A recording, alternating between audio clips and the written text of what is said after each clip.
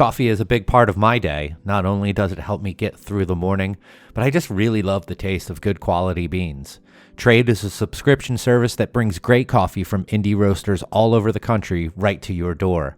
Tell Trade what you typically like, whether it's espresso or single origins or even decaf, even how you like to make your coffee, and they will recommend the right beans for you. Or you can just choose from over 450 different coffees. Then you select how often you'd like the coffee delivered to you. Shipping is always free, by the way. And if you need to skip a week or so, just do that. You can do it. No charge at all. Then pick back up when you're ready to get beans delivered to your door again. Go to unitedwedrink.com/trade to get started with Trade today and start getting some of the best coffees in the country delivered to your door. That's unitedwedrink.com/trade.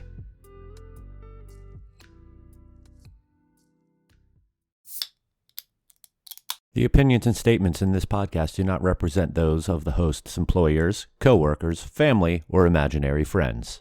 Now enjoy the show. Happy hour? More like amateur hour.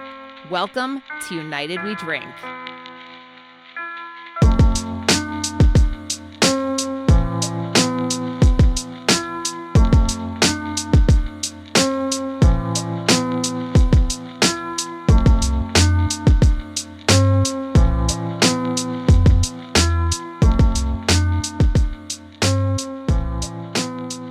Hello, everyone, and welcome back to a brand new episode of the United We Drink podcast right here on unitedwedrink.com, as well as Apple Podcasts, Spotify, Google Podcasts, Stitcher, and wherever fine podcasts are found. My name is Mike Urevich, and I'm just, one of those people going through life trying to just take it a day at a time, and that's about all that I can allow myself to say, really, anymore. Mike, I think at some point your intro is just going to be, my name is Mike. Just devolve into a puddle of goo. Yeah, that's what I'm planning for the 100th episode. I will become liquid form at that point. Then we'll become vapor. I'm going to go through all the phases of that. But as you can tell, I'm being joined by my friend and compatriot, Kevin Abbott. Howdy. Hey now. That's my new intro. Oh, okay. Are you doing some crowd work? You're working on that, or workshopping it. That's what I was going for. You're workshopping some new catchphrases. Yeah, I think howdy's a good one. I think it really speaks to middle America. As long as you continue to use boy howdy. Boy howdy. Yeah. That's one that's funny that I learned that from, I think it was your wife saying it when we were over at your house one time. And then my wife going like, I've been saying that since I was a kid. Like never heard it before. And then it's all over the place. Like I notice it in TV shows and shit then. But listen, I'm tapped in with the culture. I understand what's going on. I know what's in the streets, Mike, and it's boy howdy. Well, I mean, calling yourself tapped into the culture, we're going to discuss a little bit of that later on. Teaser and spoiler, he's not. I didn't say which culture. I just said the. What you're tapped into what culture? Yes, I am. I check it every morning. Kevin, what are you drinking tonight? So, Mike, I am drinking a Boston Beer Company Samuel Adams Boston Lager. And this is not the remastered version, even though I have one of those as well. This is the purported OG Boston Lager. And I did a little review of this on Old Favorite Friday a few weeks back. And I don't want to make a full proclamation that this is what happened, but I cannot see how they had not already altered the recipe of this beer before they started putting remastered on the label. Because I've drank a lot of Boston Lager in my life. I will admit I haven't had one in maybe 6 months, maybe 5, maybe as shortly as 4. I don't know. But this beer that is not the remastered version is not nearly as hoppy, not nearly as malty. It is a completely different beer than what I remembered. And it's very close to the remastered version that I see now on the shelves. But I feel like either I'm drinking an old bad batch of Boston Lager, which by the way, it's still in its drink by window. So probably not that. Or it's a bad batch or something. Or they were tweaking this recipe for a while because they didn't want that kind of big change from, the original to the remastered. And I think that's if that's what happened, I don't like that. I think that's a little shady. So, if any of you listeners follow me on Twitter, you may have recalled me making a tweet a few weeks ago about having a in-code beer from a very large brewery be riddled with diacetyl. It's this beer. Like, I'm right there with Kevin. Now, he might not get diacetyl out of it, but I got one of the Sam variety packs from Costco. It was Boston Lager, Cold Snap, Golden Pills, and Alpine Lager. I really wanted to try those two lagers in there because they were brand new. They were great. And when I got to Boston Lager, I was like, this has diacetyl in it. Like a good bit.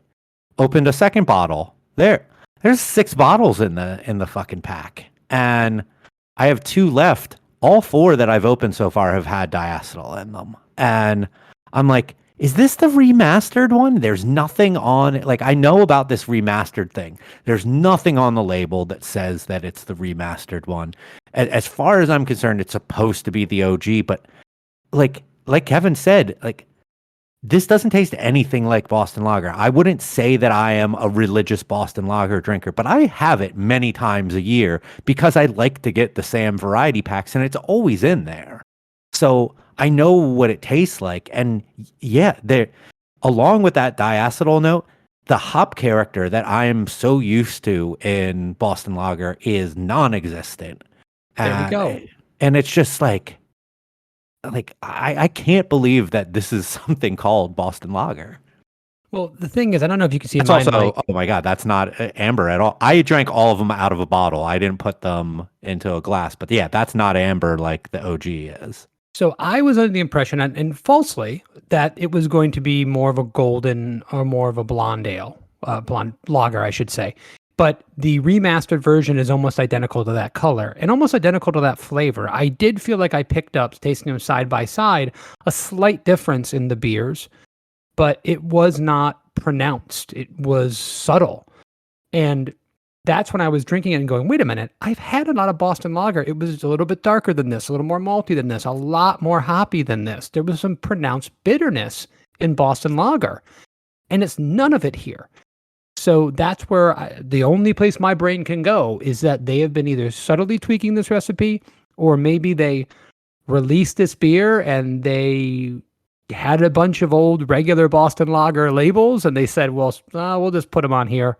It'll be a good transition. Going variety pack, whatever. Yeah, well, mine was in a 6-pack, so yeah.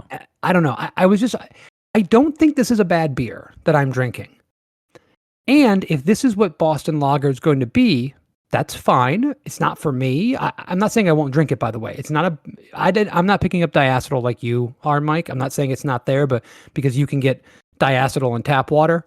But if this is what this beer is going to be, it's not bad. It's not Boston Lager. It could be fine for something else. But I was just a little disappointed because I was really looking forward to trying the original or what is mostly the original. I know the recipe's changed over the years, but what was the most recent Boston Lager of what I thought it was and what the new one was, because I wanted to see the difference. And I don't think I got a chance to really do that. Speaking of that, I still have a bottle of Fat Tire, the OG Fat Tire from the last New Belgium pack that I got, and had them when they announced the change of recipe. And I was like, oh well, I'm holding on to one of these until I see some of the new stuff down here, and I want to do them side by side, even though I know that they are pretty different. I know what they're saying is that they're going for very similar flavors, but in a lighter color, lighter bodied beer.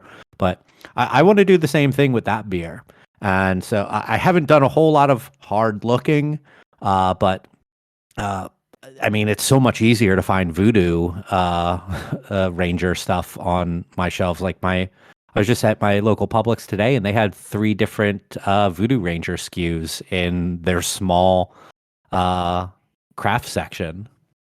Yeah, it's like a whole new brand basically for them, and with all the offshoots. I just picked up a 6-pack of original Fat Tire and the new Fat Tire. So we will be doing that on Old Favorite Friday, probably before this episode comes out. And most likely the next time we do an episode, I'll have 1 bottle of each, because I'd like to do the same thing as you and try them side by side. I'll try to get a new one by that time so we can kind of do it together on the show. I am drinking cider tonight. I am having a cider from my friends over at Plowman Cider in Pennsylvania. This is a fun one. This is Stayman Wine Sap Mixed Culture.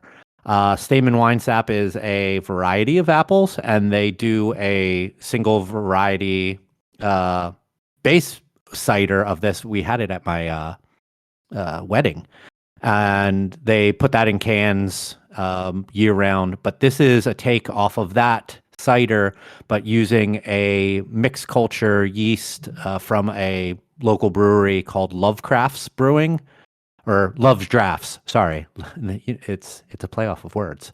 Love Drafts Brewing, and it is so nice. It's mildly tart, has a nice little bit of Brett dry funkiness going on in there. I mean, there's not a single cider I've ever had from Plowman that isn't dry, but this has this nice tartness to back it up. It's fantastic, and it's, what's the ABV on this? 8.5. So we're going hard. Going hard with the hard cider. Yeah. So I wanted to talk tonight about, I don't think that we've ever had a segment or an episode fully dedicated to this, but it is something that we definitely talk about basically every episode, because it's so ingrained in the brewery world, and it's ingrained in being a business, and that's social media. It's pretty much something that you can't avoid because you need to utilize it in order to advertise yourself, market yourself. And believe me, I've tried to avoid it. I try every day. It just follows you. It follows you whether you're following it or not. It's like Tom from MySpace. So there's basically 4 big platforms, I would say, when it comes to what we think of as social media: your Facebook, your Instagram, your Twitter, and your TikTok, pretty much at this point in time. And it's really interesting to me to see where breweries decide to put emphasis and work into on social media platforms, because it seems like ones that do very well are in all of them, where some companies don't want to touch Twitter or others don't want to touch TikTok. They only want to deal with Facebook because that's where their families are at, arguing about politics. They are only on Instagram because it's integrated with Facebook. It's pretty much the same thing. So I want to talk to probably the most socially inept person that I know, socially networked person that I know about social networking. Socially inept in social networks. Socially inept is pretty harsh, Mike.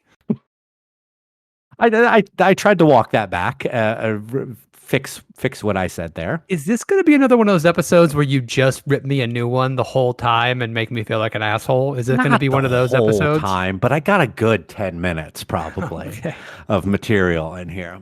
All right, we gotta get through this. I'll be ready to suffer. We got already talked about that. I called him inept. Okay. So to me, like I learned a lot about beer as a consumer through social media before I was in this industry, and predominantly with Twitter. And I still think probably to this day, Twitter's still the place for like conversing about beer, especially with people in the beer community. It's where like brewery people are, a lot of consumers are, and that they can all kind of interact with one another in a officially unofficial manner, I guess you could say. And I've recently been thinking about this a lot as like someone who has been working in beer now for 11 years, that I've still have not really taken myself away from being personally involved in those networking on Twitter, because I feel like I need to know what is going on in our world of craft beer to be able to market it properly and to be able to know what is something that we should be looking at and taking notice of and planning around, and just learning in general from people who have been there longer than me. I mean, Kevin, when I met you, you weren't on social media. You still aren't. No. But you knew a lot about the industry from being on like Rate Beer and Beer Advocate, and like it's kind of crazy. I feel like you used to be very in tune to what was going on in the industry, and you've kind of stepped away from that in a way. And I want to know, like, kind of why have you done that and not wanted to be more immersed in like the industry online and taking notice of news and trends like firsthand? So a lot of it just comes down to bandwidth of what time and energy I have to understand stuff. I mean, my personal life, I don't really want to. When I check out for the night, I don't want to think about work. I don't want to think about beer. I'll drink a beer. I'll talk about beer. I'll bring beer to a party. I'll have a conversation with someone. I'm not going to say like, oh, I don't want to have anything to do with it. No, I still have a good relationship with beer. I like to drink it. I like to talk about it, but I don't want it to be part of every conversation, and I don't want to be bringing my business home. I think that's one thing. And the second thing is that I really understood Rate Beer and Beer Advocate, but I never once posted anything. I have never done a Dunape. I have never posted on a social media message board. I've never done America Online chats. I have never once posted a comment on anything social media or internet related. Not once. I just don't have an interest in it. And part of it is my own psychology, is that if you had not invited me to do this podcast, I would not start my own podcast necessarily to talk about things that I feel about the beer industry. I like talking with you. I like getting together with you, have an excuse to talk about stuff. And I have opinions, but I don't expect anyone to care about my opinions. I don't expect anyone to think I'm an expert that really should be consulted. And I don't find it all that interesting to engage in that kind of dialogue. So I don't have an interest to talk to anybody on social media. And the industry and the preferences of the industry and the things that are popular kind of left me behind as far as my interest in styles and things a long time ago. So I think all those things kind of conspired to say, yeah, I don't really care what necessarily is the next big thing. We're not a brewery professionally that's going to follow any of those trends anyway. So it's not going to do me a lot of good. So you pretty much at first describing what would be called a lurker. someone who looks but doesn't actively participate. Mhm. I think that there's something to be said about that, and I think that there's a lot of people who are like that because they don't want to get involved. They prefer to just watch, learn, take in. Or a lot of times people like to just see the shit show. They like to see the arguments. But I think that there is something that could be learned from not participating but still reading and keeping up. Now you got to that point lastly there, and you say that you don't care, but as a owner in a company, don't you think that you should, to a certain extent, be like, I'm not saying that you have to do what is trendy, but to be aware of it. And when it becomes a force, to not then go, well, I didn't know about this. I don't know what this is all about. I thought it was just like to have yourself educated on where things are going within the industry, I think should be important from an ownership standpoint or an upper management standpoint. Because if you aren't aware of that, you can be passed very quickly in certain aspects. And I mean, you guys have, for all intents and purposes, you guys have hopped onto some trends, but you've done them on your own terms, which is good, and is a good way of having that stuff be defined within your brand. But I mean, if you're not paying attention, this whole thing can pass you by with you just saying, well, I don't like those things. Well, your customers might, and they obviously are. They're going there and they're not coming to you like that. Like I said, you don't have to jump on every trend, but you should, I feel like, be aware of them and be engaged in the news and the way sales data is being put out there for what is working and what isn't. Well, and a lot of that is on social media. There's a lot to unpack there. One, an owner of a business needs to hire people to do things that they don't want to do or things that aren't within their skill set. You know, somebody owns a hospital out there. They're not in there doing surgery. We have a company whose job it is to run our social media. And I'm currently looking to expand the role so that they can do more of our marketing, run our Yelp page, run our Untappd page, run some of the other things that we're doing, because we've been working with them for a period of time. I'm comfortable with them, and I'm looking to expand that role so that we have somebody covering those avenues. So it's not that there's a complete lack of any social media activity or anything of that nature, but we have people that hopefully will do that. Secondly, when it comes to the trends in the industry, the people I'm selling my beer to aren't on beer Twitter.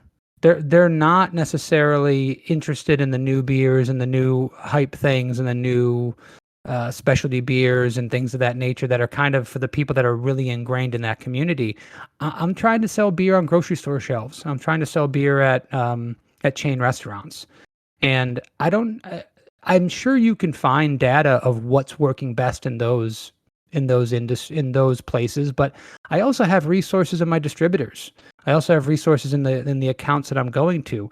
We're talking to one of my partners, Keith, he has partnership in like 5 different restaurants. He's getting data constantly to see what their number one selling beers are. We're looking at trends that I'm breaking down weekly of our trends and what our beers are selling best. So it's not like I'm in a black box and don't have any idea what's going on in the outer industry. I'm not seeing what people are saying on Twitter about what's selling well in the market. That's true. But I don't, and sometimes I don't even know if that's really the best place to be going and getting your information. I mean, through 2 years ago, everyone was jumping on and saying, you got to get into seltzer. It's going to be the next big thing. And we've seen how that's gone. I'm not saying you're wrong, Mike. I mean, I think if the best case scenario for anyone involved in my brewery would to be as knowledgeable as possible, taking in as much information as they can. You are 100% right.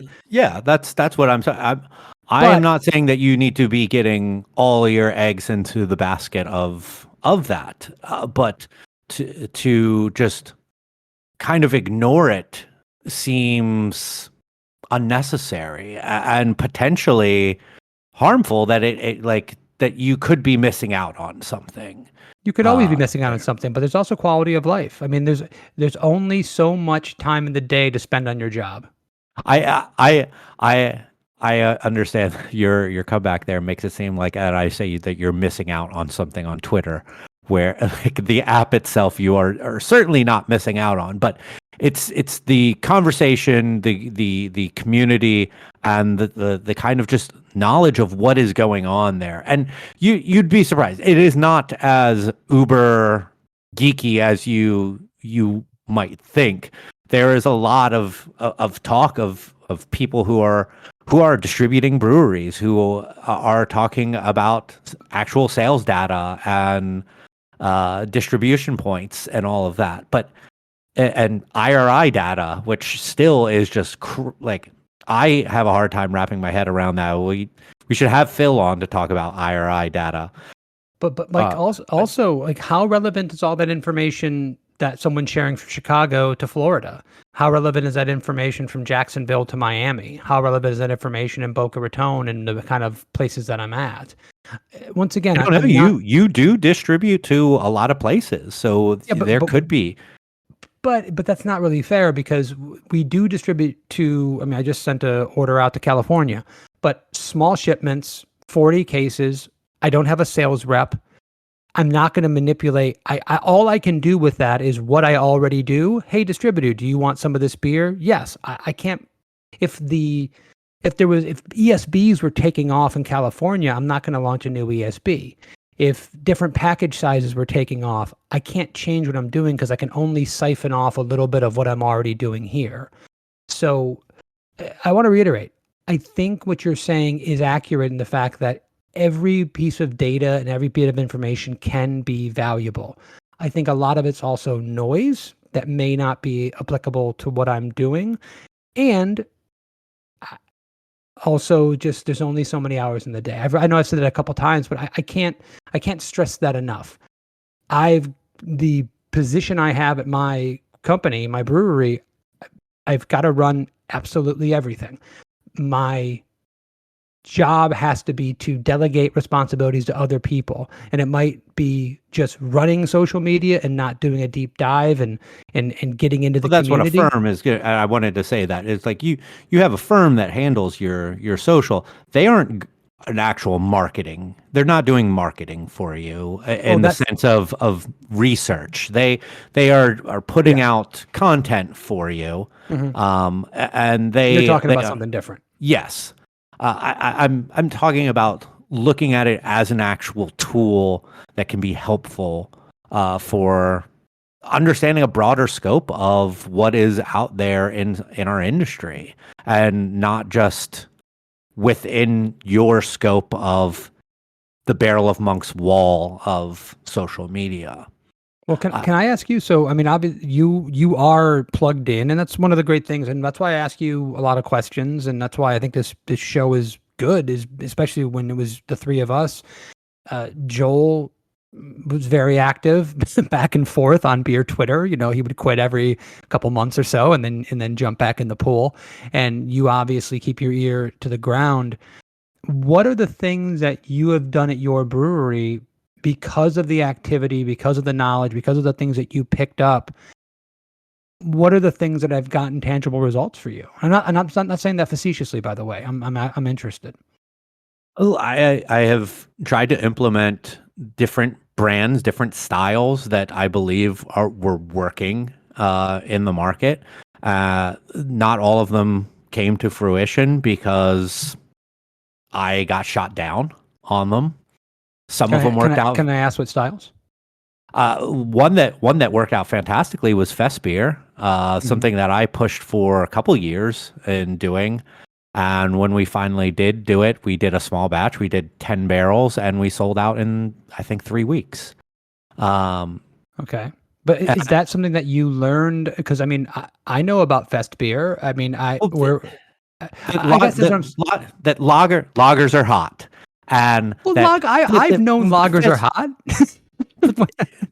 that Fest beer especially was becoming a hot topic because it wasn't Marzen. It was the other fall beer, and it was something that I tried to push into doing.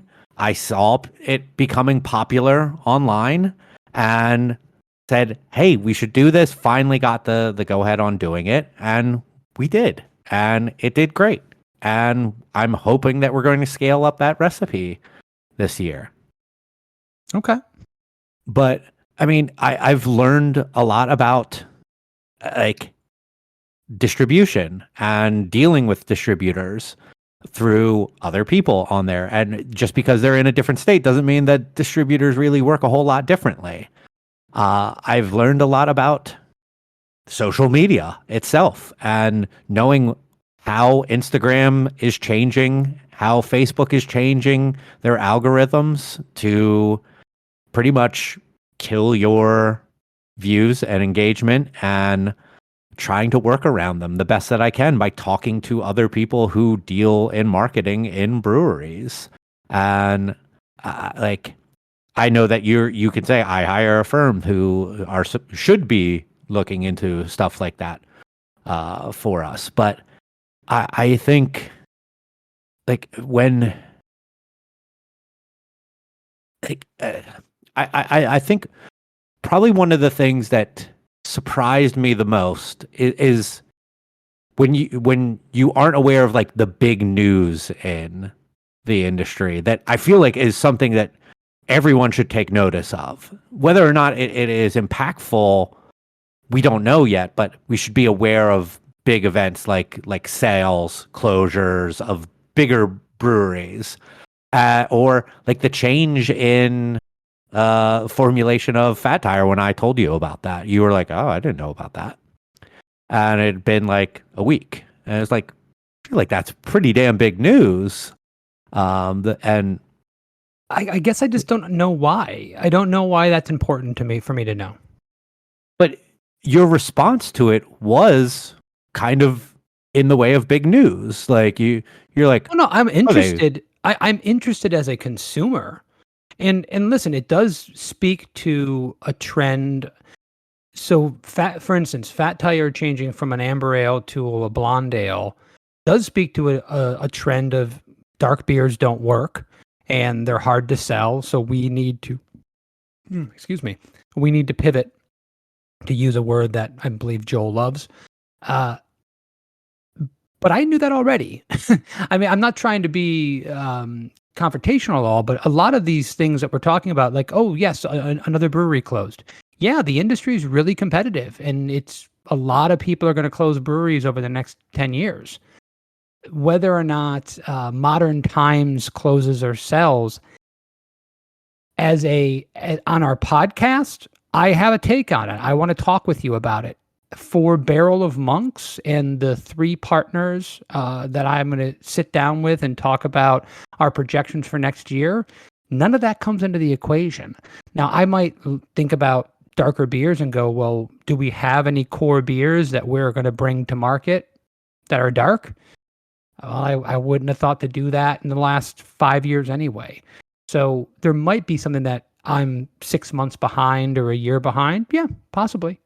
But most of these things, I don't see how they're applicable to my brewery. I mean, at the end of the day, it's you're going to do what you're going to do, or not. That's kind of where it's at. But like I feel like it is something that it doesn't take, I think, a whole lot of effort to make yourself a little bit more aware of what's going on in our industry, staying on top of those things without having to participate, like, is what I guess I'm getting at on that. Is like, I guess seeing Kevin tweet would be fucking weird. But seeing Kevin go through certain, like, check out Good Beer Hunting, check out Brewbound's Twitter feeds, or even like reading their websites and staying up on what's going on out there, I feel like is something that doesn't take a whole lot of effort and would be very beneficial to you professionally and to your brewery. Maybe. I mean, I don't know what else to say. I've kind of beat a dead horse on why I don't think it's all that valuable. I've explained pretty well my position on that on many ways. I don't know what else to say without repeating myself. But there's it was more than 10 minutes of going at you. I will admit it that. But there are some things about social media in breweries that I would like to talk about more generally and not specifically at Kevin. And it's kind of like,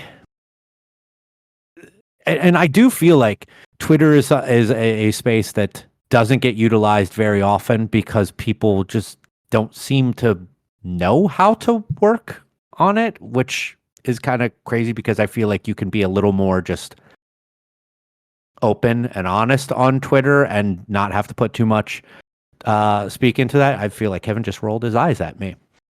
No. And I feel like breweries really could get more traction out of Twitter if they put more use into it. And people on TikTok say the same thing about that platform. Kevin, let me ask this about you working with a firm. I've completely shifted now because this just came to my mind. You're working with a firm to do your social media. You guys, do you have like planning meetings like monthly, quarterly, or something like that? Yeah. We give them a monthly list of everything that's coming up in the brewery, every event, whether it be taproom event or beer release or what have you, descriptions of all the beers. I send them content. Obviously, I do videos every single week, post things on YouTube, post things on Instagram and Facebook. We have planning meetings. I don't know how to direct those things. Obviously, as you've mentioned many times in this episode, I'm inept. But I do know what's going on in my brewery, so I will do my best to say, hey, this is what the important thing is, or this might be the button that we need to put on this, or the tagline on something. But other than that, I try to let them do what they do best and give them the latitude to be successful or fail at what they're doing. Right now, we basically only utilize, we're one of the dinosaurs, right? We just do Instagram and Facebook for the most part. We haven't tweeted in 4 years, 5 years. We've tried to do 2 or 3 different TikTok videos. Not the best things we've ever done. And with what we pay our people currently, and we're looking to expand their role, we felt like what they were doing right now is more of a maintenance project. Make sure that we have stuff up to super serve the people that are actually following us and engaging with us. But it certainly, I don't feel like, is reaching out to a new level of clientele in any way, shape, or form. Have they ever tried to give you like any type of ideas for and has any of them ever been like, oh wow, that sounds cool and has worked out to you? So I have now worked with directly 3 different marketing / design companies, people. It's kind of messy because everyone we've worked with has done a little bit of different stuff. But if you want to talk about who's doing social media for us, I've worked with 3 direct companies and 1 that we worked with for a very brief period of time. So really 4. And I think I've mentioned this in the podcast 20 times. We at one point interviewed like 6 to 10 marketing firms for a project. And we've had good people who have been able to put up, I thought, solid content, professional, and I've enjoyed working with them. I don't know if anything that has been done in 8 years, I don't know if there's been any ideas that have been brought to the table that have really made a mark, so to speak. There's been some good ideas. There's been some things that we asked them to do and they functioned really, really well. And there has been things that they've suggested that we decided not to do. Recently, our company, who's very good, Master Wing, I like working with them. I'm looking, like I said, to expand their role, but they really want me specifically, is probably going to follow on me, to blog and put it up on our website because they said that could get some traction and it's really shareable, or they're using some words that I don't necessarily understand. But I literally said, I don't have the time. I can't create content for that. And they were a little disappointed because it was one of their ideas. It's on the back burner. Maybe we'll do it in the future. But I can't put my finger on one thing. It was like, oh my God, that was an amazing thing that they came up with, and our marketing changed completely. I can understand that. Like you're very busy, and I have tried myself to come up with a good idea for a blogging type of thing to do on our website, whether that be like every week spotlighting a different beer in our portfolio, but then that gets old very fast. Like I hear that, but and then I don't have a whole lot of time to dedicate to that. I only have so many hours a week that I am paid to do these things. Have you yourself learned anything you think from social, from any of your marketing people, about how social works and is functional? This is going to sound pretty negative, and I mean, for rightly so. I think I've learned a lot that it doesn't work. I don't think, for the size of brewery we are, so we're around 2,000 barrels. I'm hoping, I think I did 22 last year, hoping to do 25 this year.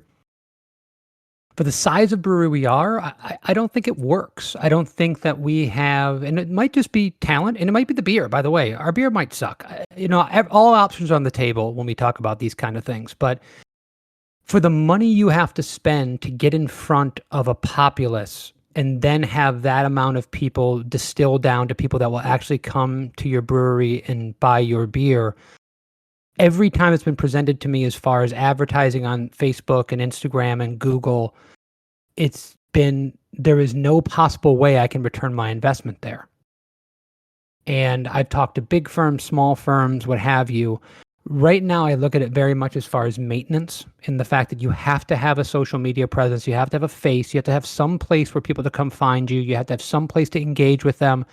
But it is rare where we get much interaction. It is rare where we get the kind of, 20, 30, 40 comments on a post or 1,000 likes or what have you. We just kind of, ride a wave, do our own little thing. And we are still, relying on the fact that our beer's out in the market, and that's what's helping to sell our tap room and our beer. And people are finding us through word of mouth and other avenues. I mean, I've been sold a lot. I had a company, I'm sorry to go on a tangent here. I know sometimes I can be long-winded, but I've had so many companies reach out to me and say, hey, I can do this for you. And I had one company that said, we are the only, and Mike, you probably laugh at this, or you'll know more about this. They said they are the only marketing firm that is integrated with Facebook on some kind of level, so they're the only one that can do this one specific thing, which automatically screamed bullshit to me. And I also said, why are you contacting, cold calling a 22,000 barrel brewery right now? I said, so are you working with Cigar City and Funky Buddha? You're the only ones that can do this magical thing that you can make me all this money. So you must have every single client in the state of Florida that's big, because they got the money to spend on it. Oh, you don't? Oh, you don't have any brewery clients, but you're cold calling me. I get sold these bill of goods about what people are going to do, how much money they can bring in, or how much, improve revenue. And the second that you start asking them actual questions about ROI, they can't give you anything. And that's where I come to just butt my head against the wall. And that is, I am not going to defend the silly pitch that you got, because I am glad that you saw as many red flags in that as you did, because that does sound like bullshit. But ROI is a thing that is almost impossible to gauge in all forms of marketing. You really can't see it unless it happens, and there's no way of truly knowing how that happens. You're right with that first initial instinct, that first initial reaction to that question that I proposed to you, is there is a lot of bullshit. It doesn't work. The fact that these algorithms are so broken, or they think that they work so well to cater directly to the consumer, to give them what they want. Like, they do to a certain aspect work, but overly so. It's I thought that I kicked my surge protector off. Your cat? But if I had a cat in this house, some of the boys would be fucking loving it. They love saying just cat. Cat and Gugget. Everything is a cat or Gugget. Nugget is our dog, so Gugget is said a lot. But the algorithms are so fucked that people who follow you, who follow Barrel of Monks, probably 75% of them don't see your posts. They have decided to opt into you. They have decided, I want to know about Barrel of Monks. I want to stay up to date on Barrel of Monks. Please, machine thing, give me Barrel of Monks. And they're like, no, you like too many cat things. We're just going to give you cat stuff. Yes, you still follow Barrel of Monks. And if you scroll long enough, it'll pop up every now and then. But it's not going to be near the top. It's not going to be in the top of your stories. And it might even pop up in the top for them someday, but it will be a post from 3 days ago for an event that already happened. The algorithms are broken. Yes, they are. And I know about this so often. Like, I pumped money into our last barbecue bash that we did. Like, I was given a budget. I put money behind that. It did well. It was a great event. We did fantastic. But there are still people who were like, I'm just now seeing this, which is weird because the ad campaign ended the day before the event, but people are like, I'm just now seeing about this event 4 days after it. They're now seeing the post about it come up, the non-boosted post, just the regular post that I put out Saturday morning about the event. Like, just now seeing this. That sucks that I missed it. Yeah, it does suck that person missed it at no real fault of their own. Like, I go to their profile, they follow us, but they didn't get to see that post because the algorithm says you don't get to see that post because it's not important to you, because we are a machine that knows you better than you.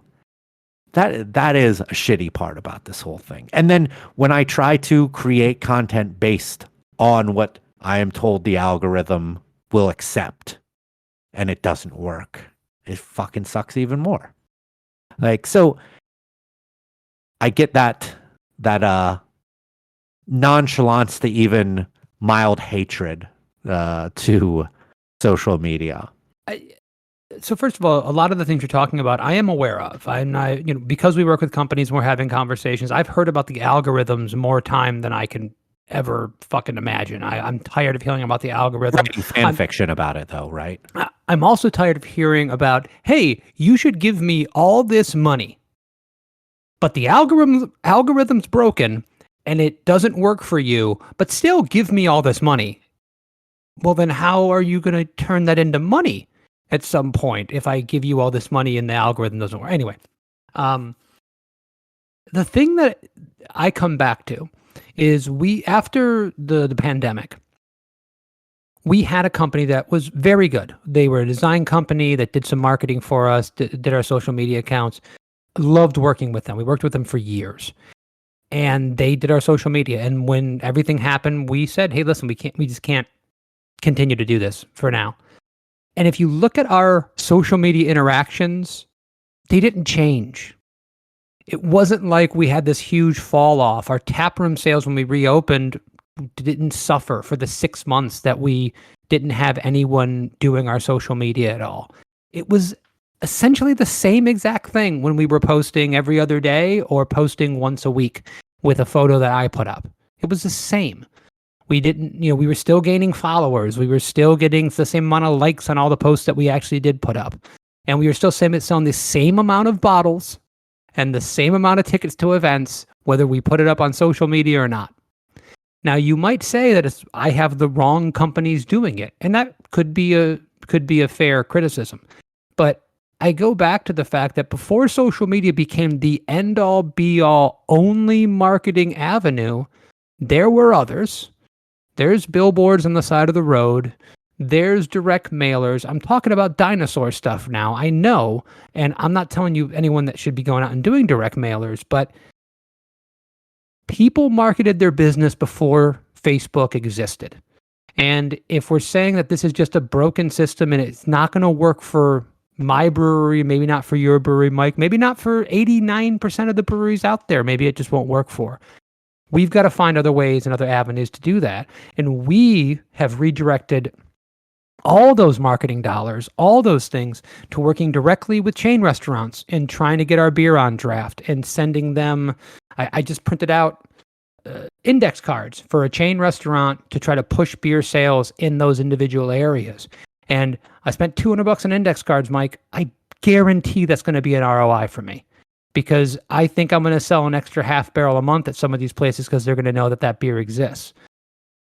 They're small things. They're not massive in any way, shape, or form.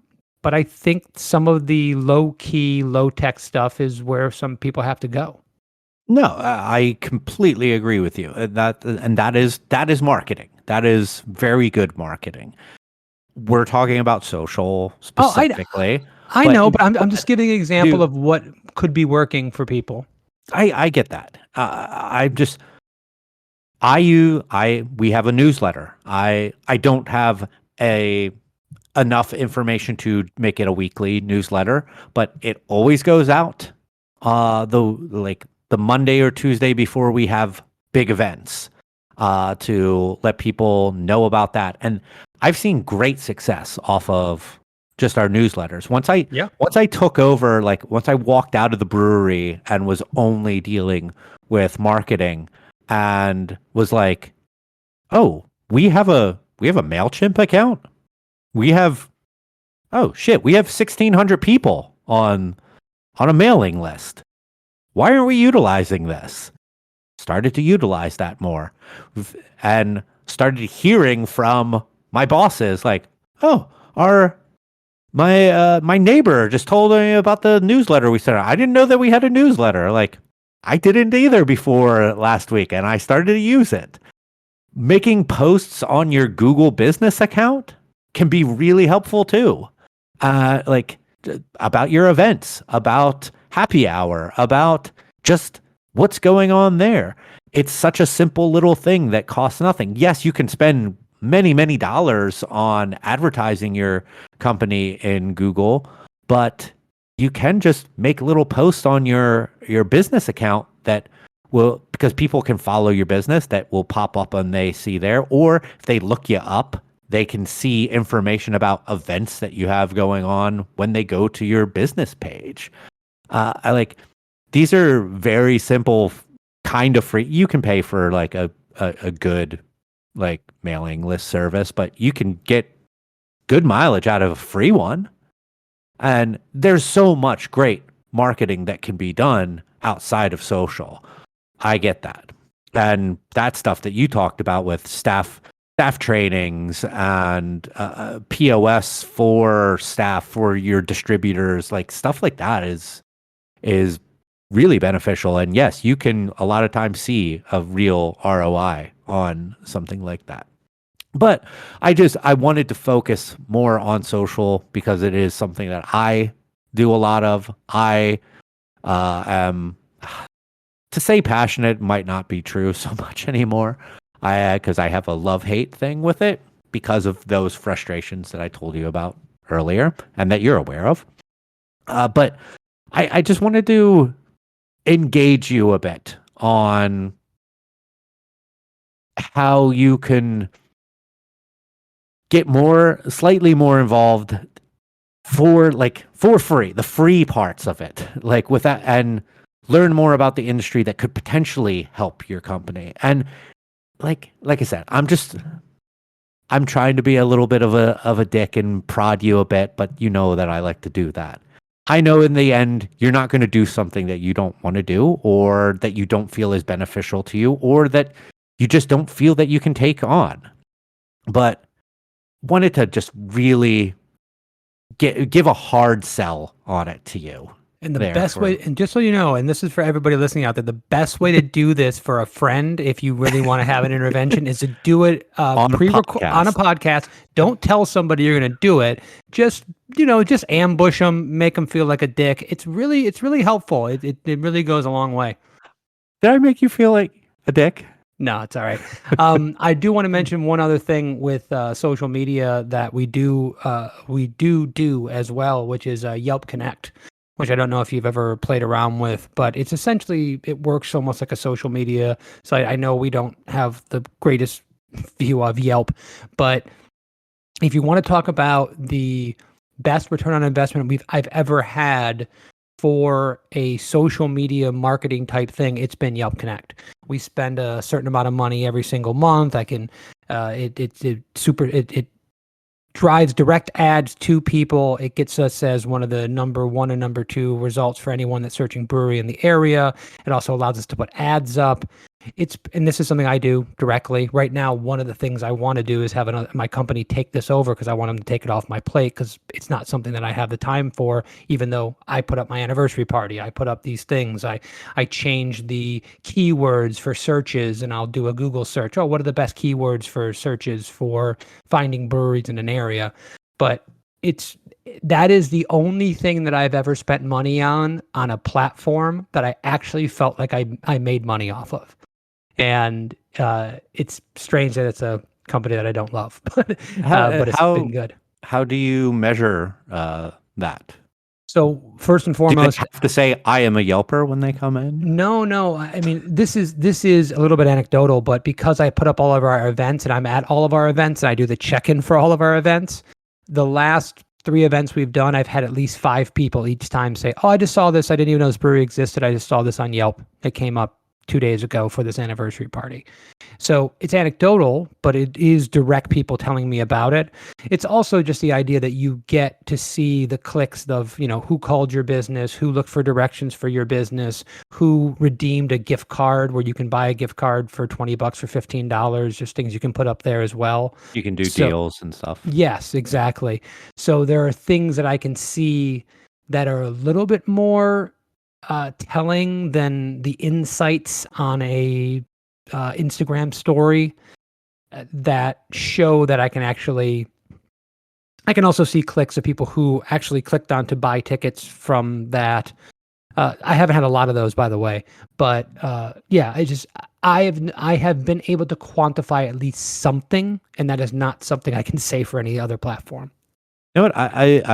I would really love to. I'll reach out to him to see if he wants to come on an episode. And here I like to put people on the spot on this show.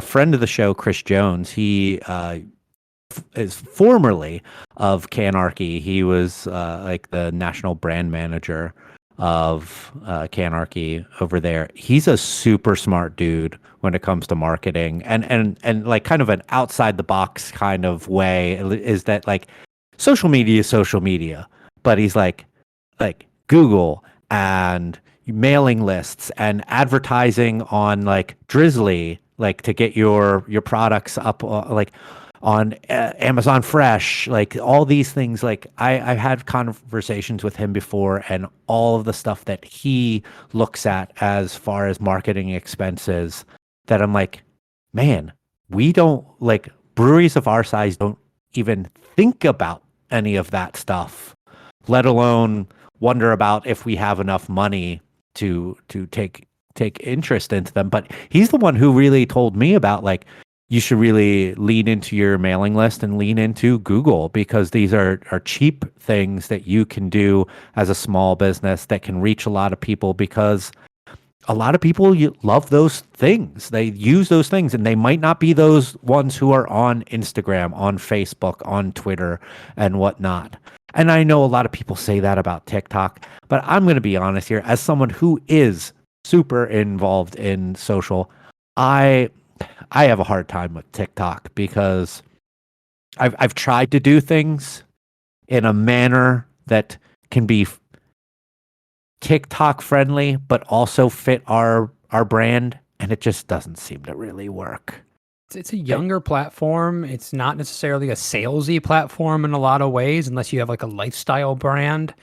It's just a different animal. I think a lot of brands, breweries, whatever, businesses that try to get into it just look desperate. It just looks a little sad. If you're doing it for sales, it looks a little bit sad. If you're doing it for artistic reasons, I mean, your photographs are amazing. Like, your engaging content should work in that avenue, but it's not going to drive sales to your brewery. I just can't see that being a thing. I think slightly the opposite with you on that is that you have to kind of come across desperate on TikTok to be noticed, and it's kind of the thing. And my biggest issue with the way social has become is that it has vanillaed so much. In order for you to be noticed, everyone needs to be the same. And I hate that.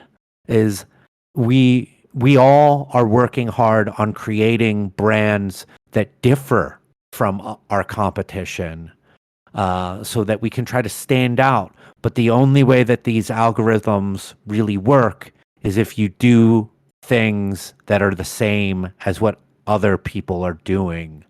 And I fucking hate that. I think that it stymies creativity. It stymies art, and it makes me mad. It even makes me sad and depressed sometimes, because, like, I am trying somewhat to create art myself personally, and to put out something that I put a lot of time and effort and soul, for lack of a better term, into, and for it to be like not even reach like 15% of the people that follow me, fucking is depressing. And it's like why even try? Like, these social media companies probably just they crush so many souls of people who are just trying to be artistic or make a business, and it fucking sucks. But I think it would be cool to talk to a marketing person about alternate marketing means outside of social sometime. So I'll reach out to Chris if he hasn't already heard this, and then reaches out to me. Well, what I've expressed to my current marketing company is that I really want, because they don't have any beer experience. We are the first brewery they've worked with, and the owners of the company don't have an interest in beer, right? This is not their wheelhouse. I would love, and I've expressed it to them, I wish that you guys had someone on your staff that was really into this and was following trends and was looking at things in a different way, was looking at photographs from, famous breweries that do a great job with that, because I feel like it's important to see some of those things and to be passionate about what you're doing. I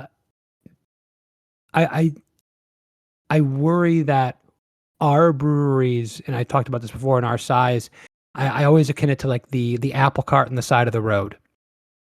Not every business should be playing in the same sandbox. Uh, right now, I could turn around, I could buy a centrifuge that will get me what, a 10% better yield on every beer that I do. And that for Bell's Brewing means millions of dollars a year in their pocket and pays for the centrifuge itself in a month or so, or 2 months, or 6 months, or a year. If I bought a centrifuge, it would pay for itself in about 10 years with our production. So just because a centrifuge works for Bell's Brewing doesn't mean it works for me. Well, I always take the same tact with marketing. You can come to me and tell me this is exactly what a brewery is supposed to do, but you're not telling me what my brewery should do. You're not asking me the question about what my production level is. You're not taking any of that into account when we're making these plans. And that's one of the toughest things when we're talking about an industry like ours, where we're all in the same business, but we ain't in the same business. And it's just a very interesting thing. I'm right there with you as far as the email stuff. Email marketing is everything for us. That is where we get all the engagement. And if you would have told me that 5 years ago, I would have told you, what are you, 95? Who opens emails anymore? I would have thought the same thing. Yeah. But it's the truth. It is tried and true. It's where we get the most engagement. So we're gonna find the point where our time is worth it, and that's where we put all our energy into. I myself, like, for the most part, most emails that come in to me, I'm like, why am I on this mailing list? Unsubscribe. But when I do get something from someone who, like, I signed up for, I know for a fact I did, and I'm like looking through it and like, it's something like, sometimes it's like, okay, that's cool, nothing there. But I follow a couple like coffee roasters, and it's like, hey, we have this bourbon barrel aged coffee that we rested the beans in a bourbon barrel for 2 weeks. Like, oh my, look at that. I just bought that. Like, that just worked. It worked on me. And I would have been right with you making fun of that thing, but yet it works on me all the time. So, also, the fact you went, I want to go back to what you said about the marketing companies saying, like, this is a tried and true method for working for those big boys. It's almost as if the social media companies are also like, but this works. Yes, it works for those people who have the lots of money, or who just do the same things that your algorithms like. Or This isn't a cookie cutter thing. Or can put a buy it now on their Instagram post, and then they can get their sportswear sent to them in Albuquerque, New Mexico from Hoboken, New Jersey. I don't have that option. These things that work in all these other brands don't necessarily work for beer, because as much as I want you to click and buy it now, you got to come to my brewery and pick it up. It's a different thing than your email about the coffee, right? Yeah. These are handicaps and different aspects of our business that you can do it for your merch, but but for your primary bread and butter, you can't do that. And our merch doesn't translate necessarily unless it's a really, really great shirt or something like that. So it's a different thing that it's hard, because very few people have that expertise. They know both the marketing, all the new algorithms. They just came out of school. They know all the new bells and whistles, and they love beer, and they can talk the game, and they know when you talk about an imperial stout what you're going to see. And they understand size and scalability of different businesses. All those things are necessary. I have not been familiarized with very many companies that have that wide range. Yeah. You know. You might be looking for a while. Needle in a haystack, man. Yeah. Yeah. That's why I'm in a maintenance mode. That's why I'm just trying to, tread water in those situations. Maintain, and go with the things that are working for us. And thankfully, slow, steady growth is working out in some ways, and we'll keep banging our heads against the wall until either I knock it over or I pass out. Yeah. All right. So now that I'm done grilling, and now that I'm done pontificating or whatever just happened, Anything else you want to add into this conversation, Kevin? No, I think I've covered all the bases that I wanted to talk about. Okay. Well, I appreciate you being a good sport in all of this. You don't think? I feel like I'm gonna get an earful once we get off air.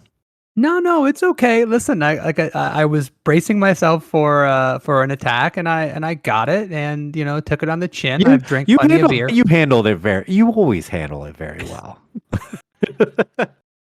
All right. Let's move into the point in time of last calls. The point in time where we give each other an unspecific amount of time to talk about whatever it is that we want, and it's uninterrupted, unopposed, unobjected. And Kevin, go ahead. I'm going to say two things. One, I have moved on to another beer. I drank both my Boston Lagers, both the remastered and the other one. They taste exactly the same. I now believe that it's all bullshit. I am now drinking Savage Life's Rankin Merit. It's a coffee, chocolate, vanilla is the flavor profile. They're looking at a barrel-aged stout. We just had them on. If people didn't realize my love affair with Sam from Savage Life, I'm just going to reiterate this thing right now. This beer is delicious. It's roasty. It almost has like a chicory hint to it. I'm really happy that I joined their the Crown and Rose Society, and it's just really, really delicious. This is the first beer I'm having from them, quite honestly, and it's really, really good. But my last call is the fact that Ted Lasso is back on Apple TV. This is a show that is heartfelt, screamingly funny. It's talking about mental health. It's talking about real life issues. The characters act like real people. When they have problems, they talk to each other about things. It is one of the most well-written shows I've ever seen. It also has very few villains. There's very few people that are unredeemable or are complete pricks, other than like Rupert and, Anyway, I love seeing TV shows like this that, for the lack of a better term, are based around love and affection, and the jokes are not necessarily aimed at people at their expense. And there are exceptions to that, for sure. That happens in every comedy. But when you look at things like The Good Place, when you look at things like Parks and Rec, so much of the comedy is derived by personalities and not necessarily of making fun of people. And once again, Jerry, Gary, I get it. Don't have to tell me that there's definitely jokes made at Jason's expense at The Good Place. But when you can have a comedy that has so much heart, so much feeling, and is so kind, just kind to the people on screen, I just freaking love it. And it proves that you don't have to be completely and totally out there, completely and totally offensive, completely and totally provocative to do good comedy. There's a place for that. I'm not going to rail against it in any way, shape, or form, but there's a way to do it really well with great characters and great stories. It's the last season of Ted Lasso. Every episode has been a banger. I'm so looking forward to it. The first episode of this season was great. Yeah, I know we normally don't add on to that, but I'm super stoked. We've watched the first episode. Haven't watched the second one yet.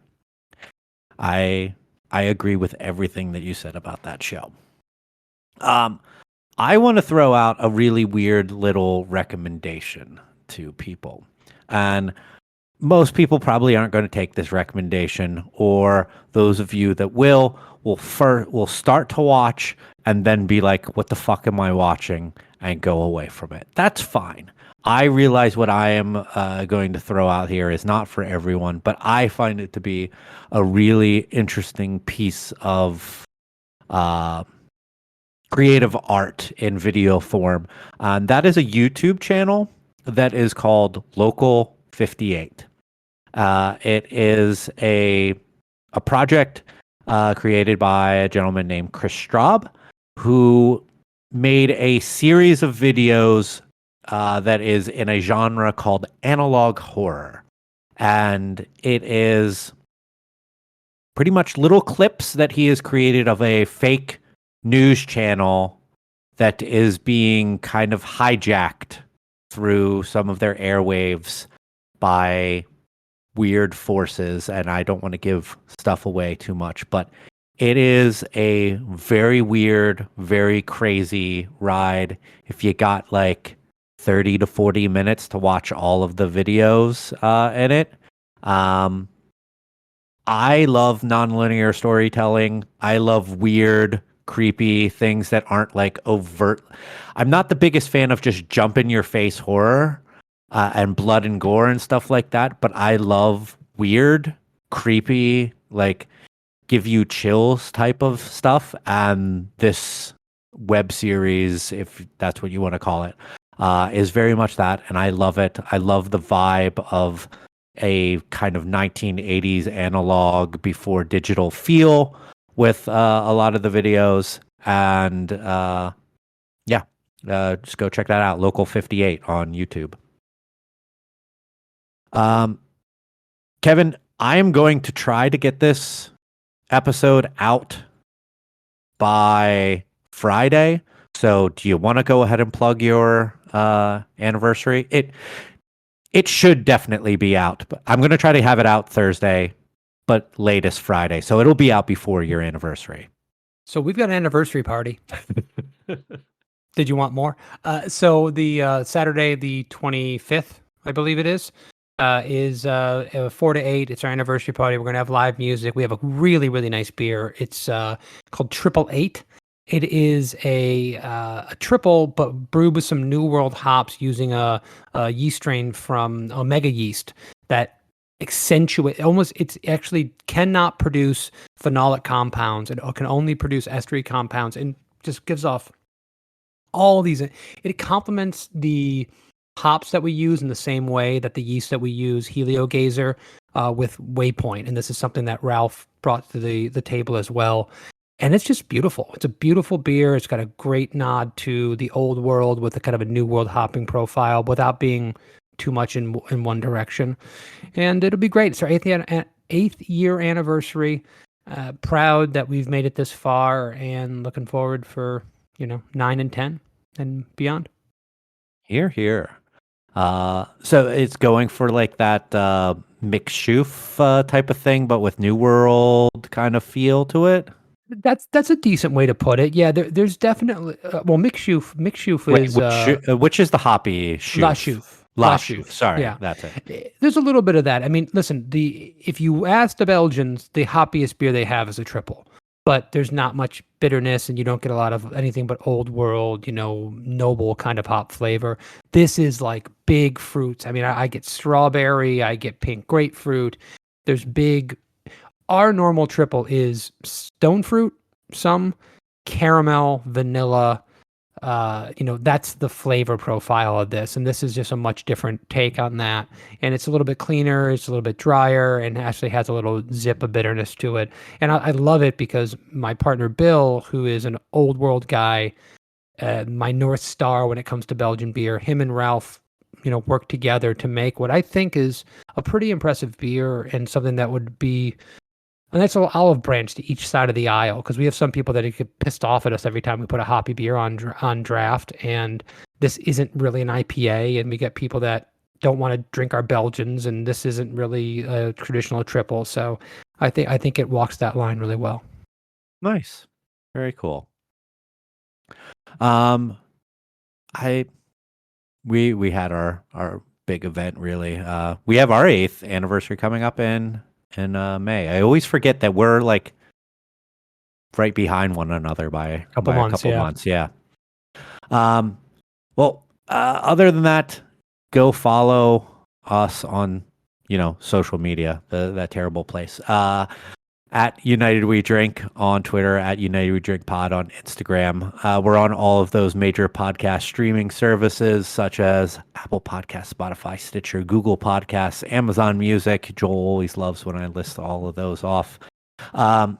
If you want to support the show, go check out our website, unitedwedrink.com, and go to the Brands We Love page. We have some awesome stuff there to where if you buy something through them, we get a little kickback from that. Awesome places like Made in Cookware, Liquid Death Water, Trade Coffee, American Homebrewers Association. Get a membership to there. But we also have shirts, buttons, stickers, totes, all of that stuff at our web store, unitedwedrink.com/store. We will be back here in a couple weeks with another new episode. Hopefully not so abrasive towards one another. And take care of each other out there. Cheers. Cheers.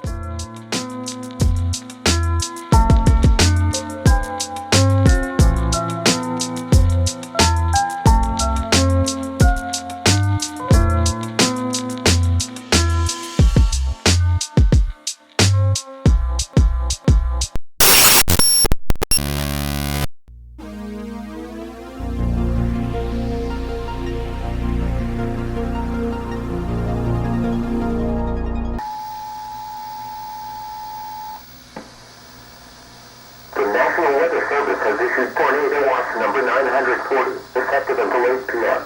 This watch includes the following counties: in Florida, Broward, Martin, Palm Beach, and St. Lucie, and the following marine locations: Lake Okeechobee, coastal waters from Jupiter Inlet to Deerfield Beach, Florida, up 20 nautical miles, and coastal waters from Sebastian Inlet to Jupiter Inlet up to 20 nautical miles. Remember, a tornado watch means that conditions are favorable for the development of severe weather, including tornadoes, large hail